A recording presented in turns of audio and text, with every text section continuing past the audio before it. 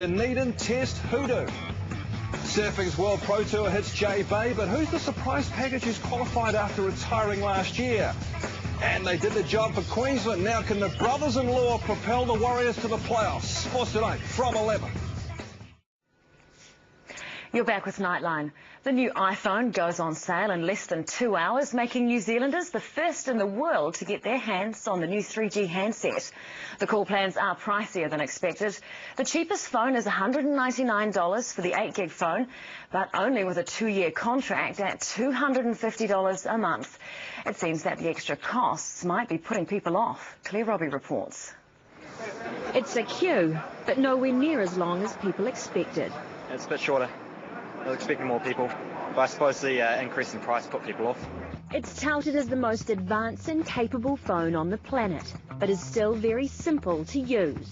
I believe that if you gave this to someone who you believe is completely illiterate as far as technology goes, 5 minutes later, they'll know pretty much most of the functions on this phone. The iPhone doesn't have buttons, a keyboard, no real external controls. Everything's done by making taps and zipping your finger along the touch screen. To find a contact, just zoom through. You can even navigate to them, literally, as there's GPS embedded in the system. Choose one with an address and go and see where they live. Just Google Maps suddenly opens up and, hey presto, it should drop the pin exactly where that person lives.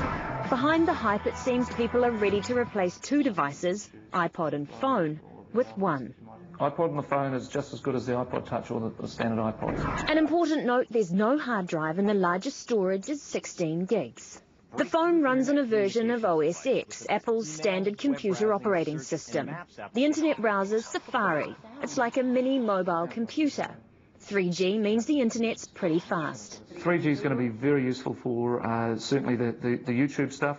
It's got all the usual features, a decent clock, stopwatch and alarm, a detailed calendar, and not just your average calculator. This is the reason why people want to use phones. It's just simple to use, simple to make a phone call, simple for entertainment, simple to use the web. There's no mistaking the iPhone's a great piece of hardware, but there are some bad points, like the non-replaceable battery, a pretty average 2-meg camera, and the touch screen does mean you always have to look at what you're doing.